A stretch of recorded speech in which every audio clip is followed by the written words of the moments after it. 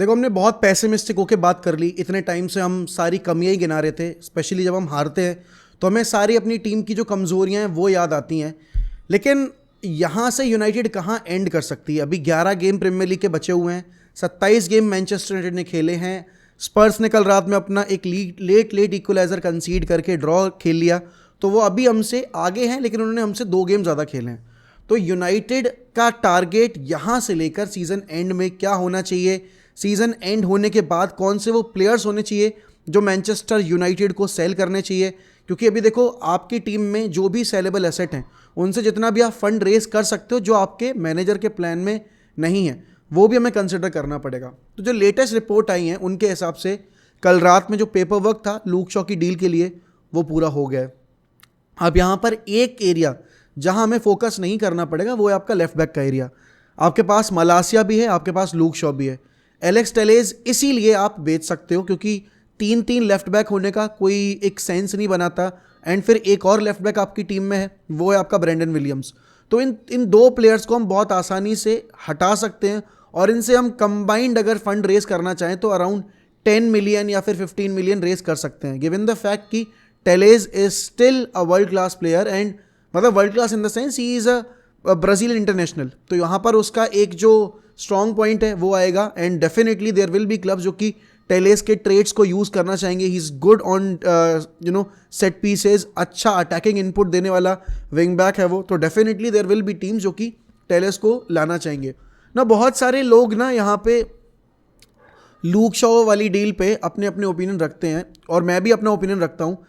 जब टेन हैग ने ये चीज़ बोली, जब उनसे पूछा गया प्रेस कॉन्फ्रेंस में कि लूक शॉ के साथ नई डील एग्री कर ली गई है, how do you feel about it, तो टेन हैग का रिएक्शन ये था कि यार कि it's good that he is getting the new deal but I don't know anything about it.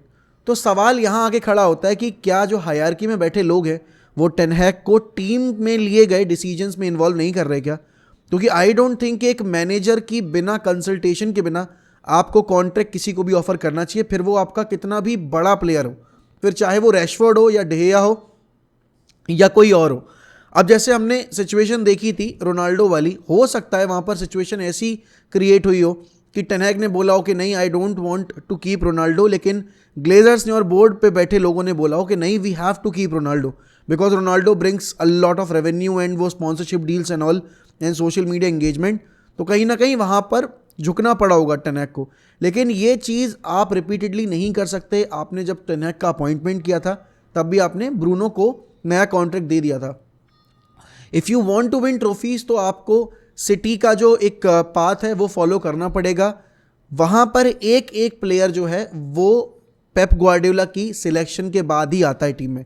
तो मैनेजर की यहाँ पे पावर ज़्यादा होनी चाहिए। मैनेजर को ये फ्रीडम होनी चाहिए कि वो किस प्लेयर को यूज़ करना चाहता है और किस प्लेयर को यूज़ नहीं करना चाहता। अब यहाँ पर हमारे 11 गेम यहाँ बचे हुए हैं।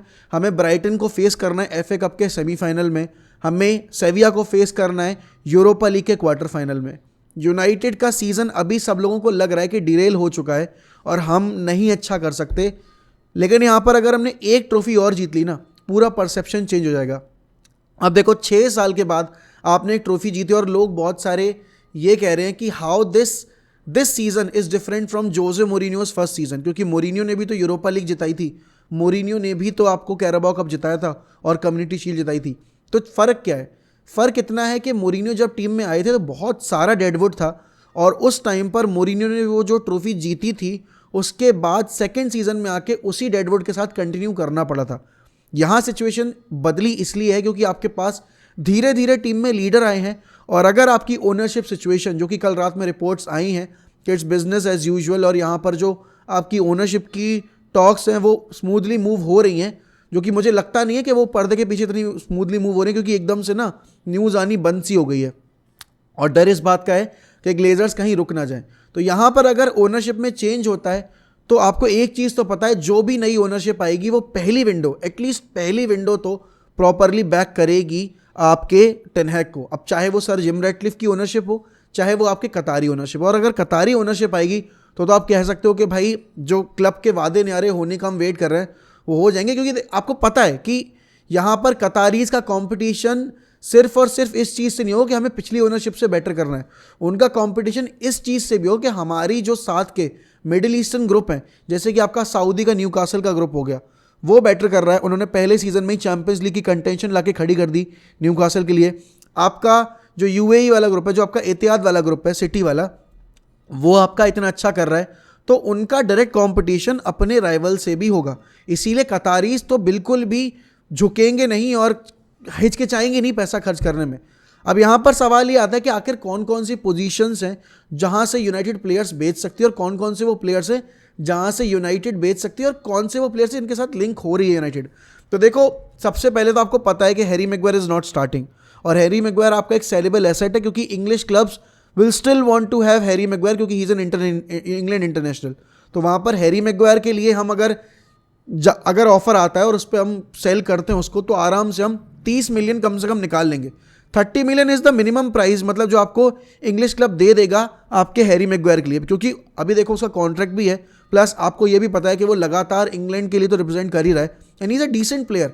ठीक है, यूनाइटेड लाइक प्लेयर नहीं है, बट अगर आप वेस्ट हैम की बात करो, या फिर अगर आप लेट्स से कि ब्रेंटफोर्ड की बात करो, तो Harry Maguire is that player जो कि खेल सकता है उन क्लब्स के लिए, and he can become the captain as well there.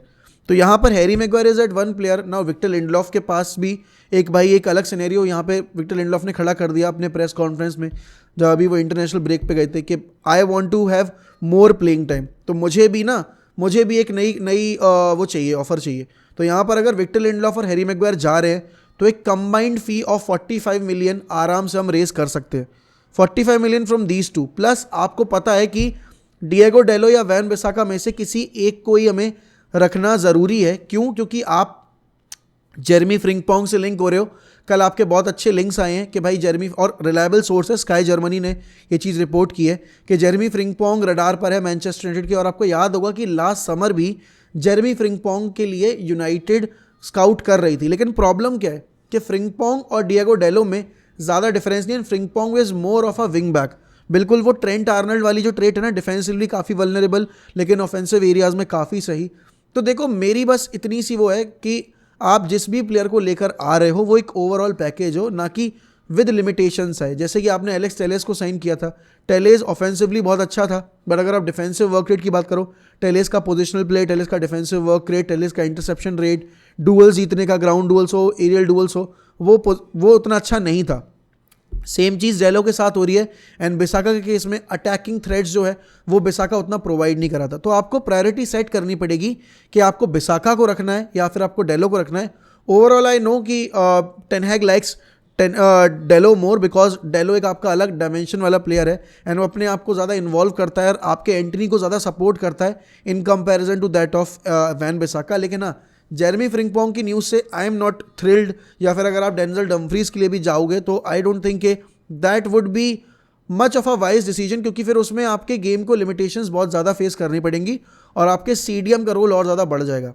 अब ये तो आपके हो गए 3 प्लेयर जहाँ पर आपको सेल करना है। उसके अलावा डीन हेंडरसन, देखो dean Henderson is a player जिसने सीधे सीधे मना कर दिया कि भाई मैं ना टेन हैग के आने से पहले ही क्लब छोड़ के जाना चाहता हूँ, because I don't want to have a conversation with the manager. And why so? Because उसको लग रहा था कि अगर उसने बात की एंड टेन हैग ने उसको अगर मना लिया and if he made him stay at the club, तो फिर वापस से वो सेकंड फिडल बन के रह जाएगा। बट अगर आप अभी देखो तो नॉटिंघम फॉरेस्ट में भी अब वो इंजर्ड है, बट इंजरी से वापस आ भी जाएगा, तो आई डोंट थिंक कि केलर नवास को वो बेंच करने वाला है।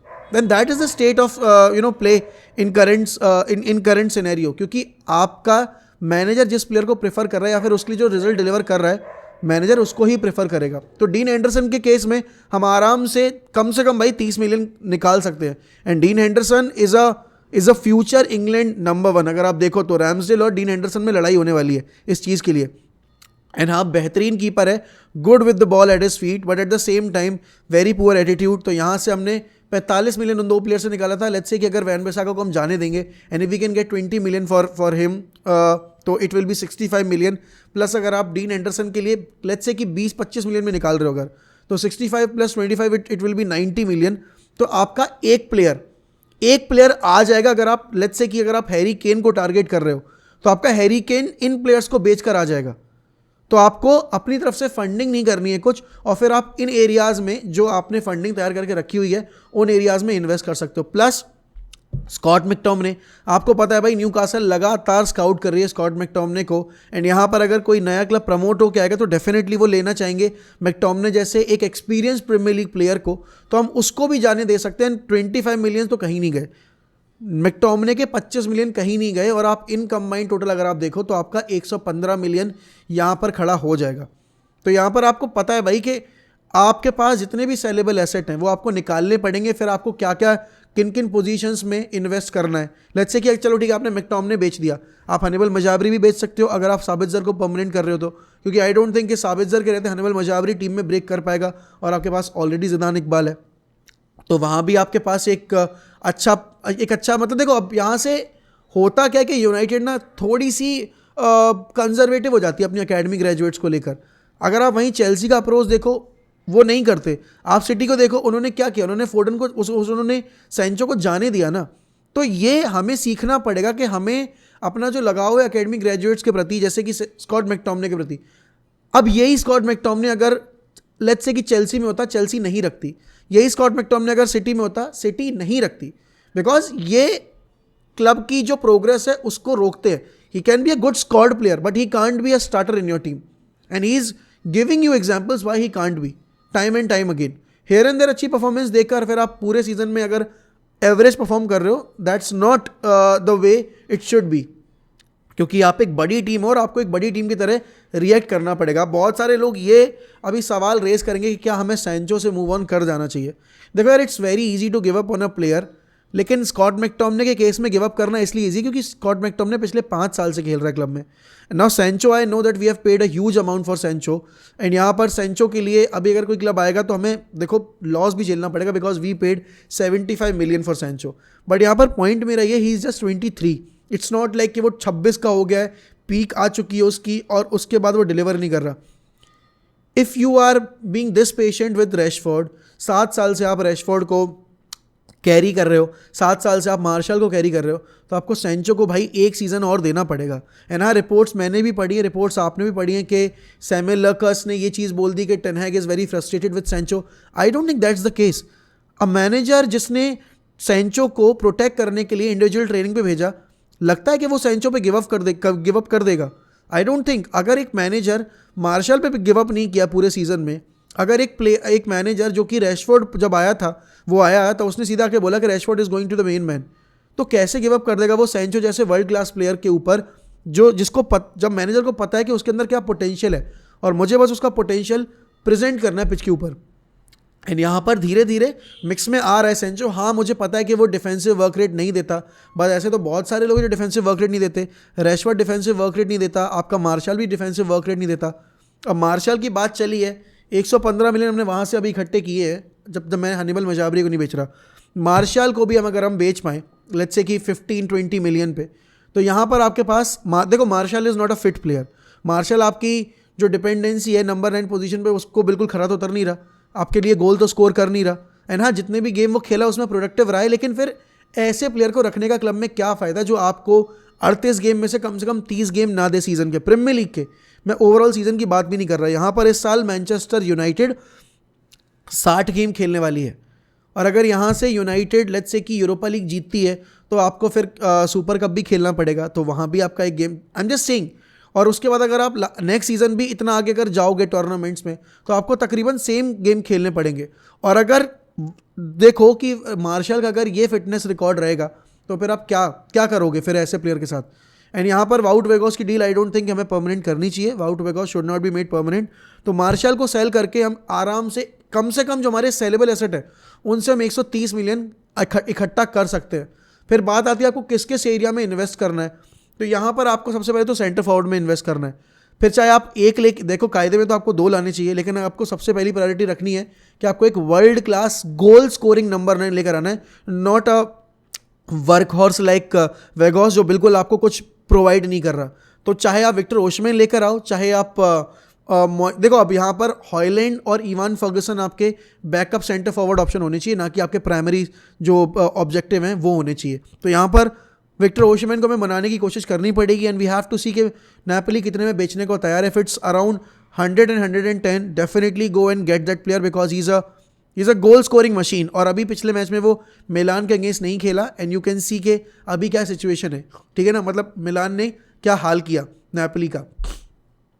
और यहाँ पर बात आ रही है हैरी केन के ना, English media is trying to spin this news कि Harry Kane is the number 1 target for United. I don't think कि अभी इस पॉइंट ऑफ टाइम पे कोई भी नंबर 1 टारगेट है, बट हैरी केन अगर 60-70 मिलियन में आएगा तो I don't have any problem. लेकिन हाँ 90 million for Harry Kane, that too in a time period जब आप उसका सिर्फ 1 साल का कॉन्ट्रैक्ट बचा हुआ है, डजंट मेक सेंस। एंड वो भी तब जब स्पर्स को जीत नहीं रही, Spurs will be without the Champions League as well probably, अगर हम क्वालिफाई करते हैं। न्यूकासल अपना जो फॉर्म है वो लगातार कंटिन्यू करती है, तो फिर आप कैसे हैरी केन के लिए डिमांड करोगे? अगर प्लेयर ने आके बोल दिया but I want to leave, scenario change हो जाएगा ना पूरा।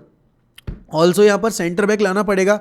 अब सेंटर बैक के केस में भाई देखो, आपके पास किंगमिन जे की न्यूज़ आ रही है, आप इंडिका भी ट्राई कर सकते हो, और आपके पास जो जैसे अगर आप चाहो तो आपके स्पेनिश लीग में भी बहुत सारे डिफेंडर्स हैं, उनको आप ट्राई कर सकते हो। विद इन द लीग भी अगर आप चाहो तो आप ट्राई कर सकते हो, बहुत सारे options.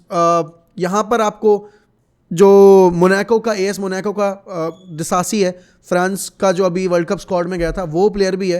You can also get him, he is very good with the ball at his feet, aerial duels में बहुत डोमिनेंट है ना। आपको एक ऐसा प्लेयर लेकर आना पड़ेगा जो चैलेंज करे राफेल वारान और लिसांड्रो मार्टिनेज को, जो कंफर्टेबल नहीं हो कि उसको बेंच रोल चाहिए, क्योंकि जब कंपटीशन बढ़ेगा तो ऑब्वियस ही बात है प्लेयर्स का जो परफॉर्मेंस लेवल है वो भी इंक्रीज होगा। उसके बाद आपको सीडीएम प्लेयर लाना है। अब देखो यहाँ पर सीडीएम पे आपके पास मल्टीपल ऑप्शंस हो सकते हैं।